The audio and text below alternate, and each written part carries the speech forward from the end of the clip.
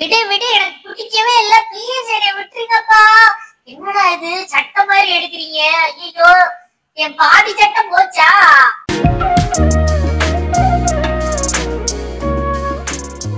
வணக்கம் நண்பர்களே, இவர் பேர் தான் குப்தா. சோ ஆக்சுவலா பாத்தீங்கன்னா இவர் குட்டையா இருந்ததுனால குட்டான் பேர் வச்சுட்டாங்களா என்னன்னு தெரியல, குட்டியா இருந்ததுனால குட்டான் பேர் வச்சுட்டாங்கன்னு தெரியல. இவர் வந்து ஒரு white colour poodle, miniature poodle. ஆக்சுவலா பாத்தீங்கன்னா ஒயிட் கலர் மினியேச்சர் பூடல் நம்ம ஏரியாவை பொறுத்த வரைக்கும் கொஞ்சம் ரேர் தான் அண்ட் காஸ்ட்லியும் கூட.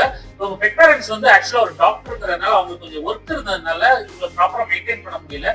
ஸோ அதனால ஹெவி நாட்ஸ் ஆகி போச்சு. அதனால வந்து டோட்டலா வந்து ஜீரோ ட்ரிப் பண்ண வேண்டிய சூழ்நிலை. அந்த ஜீரோ ட்ரிப்பும் பாத்தீங்கன்னா அப்படியே ரொம்ப ஒட்டி இருந்ததுனால ஃபர்ஸ்ட் சிசர் வச்சு ஒரு பாத்தை கிரியேட் பண்ணிட்டு அந்த பாத்துல இருந்து இந்த சைடு கொஞ்சம் அந்த சைடு கொஞ்சம் கொத்து புரோட்டா மாதிரி கொத்த வேண்டியது இருந்தது. அந்த அளவுக்கு வந்து ரொம்ப ஹெவி நாட்ஸ். ஸோ அதை ரிமூவ் பண்ண உடனே அவனுக்கே ரொம்ப ஃப்ரீயா இருந்தது. ஆக்சுவலா இந்த ஹீட்டுக்கு வந்து இப்படி ரிமூவ் பண்றது நல்லதா அப்படின்னு கேட்டா, ஹீட் அண்ட் கோல்டா இருந்தாலும் டாகோட ஃபர் வந்து அந்த பாடியை அதுக்கேற்றப்படி அட்ஜஸ்ட் பண்ணிக்கும். ஸோ ஜீரோ ட்ரிமுக்கும் வெயிலுக்கும் சம்பந்தமே கிடையாது. பட் இந்த அளவுக்கு நாட்ஸ் சேர்ந்திருந்தது அப்படின்னா ஜீரோ ட்ரிம் பண்றது நல்லது. அப்பதான் வந்து ஸ்கின்னுக்கு போக வேண்டிய அந்த காத்து வந்து கரெக்டா போகும். ஏன்னா ஸ்கின்னுக்கு வந்து காத்து ரீச் ஆனா மட்டும்தான் அந்த ஒரு ரெஃப்ரெஷ்டா இருக்கும். அதே சமயம் வந்து ஃபர்ரையும் ப்ராப்பரா மெயின்டைன் பண்ணக்கூடிய அந்த என்சைம்ஸ் எல்லாம் வெளியே வரும். அப்படி இல்லாம டோட்டலா கட்டி சேர்ந்து அடைச்சிருந்ததுன்னு வச்சுக்கோங்களேன், ஸ்கின்னுக்கு போக வேண்டிய காத்து போகவே போகாது.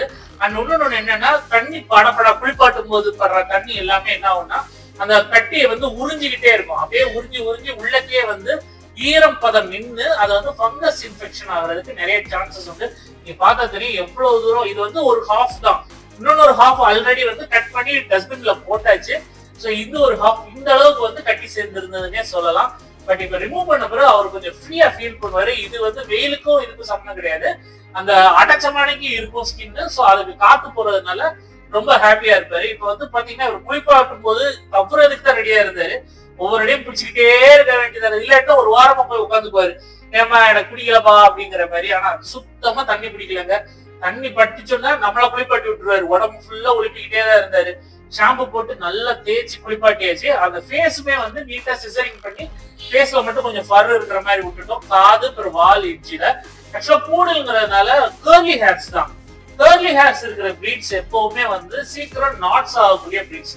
அதனால அந்த கேர்லி ஹேர்ஸ் இருக்கிற பிரீட்ஸ் எல்லாம் வாங்குறீங்கன்னா ப்ராப்பர் மெயின்டெனன்ஸ் ரொம்ப ரொம்ப அவசியம். ஸோ ரொம்ப குட் பாயா பிஹேவ் பண்ணிட்டாரு. என்ன ஒண்ணுன்னா கொஞ்சம் எக்ஸைட்மெண்ட் இவருக்கு நிறையவே இருந்தது. மற்றபடி வேற எந்த ஒரு இதுவும் இல்லை. இந்த வீடியோ உங்களுக்கு பிடிச்சிருந்தா லைக், ஷேர் அண்ட் சப்ஸ்கிரைப். நம்ம அடுத்த பார்ப்போம். பாய்.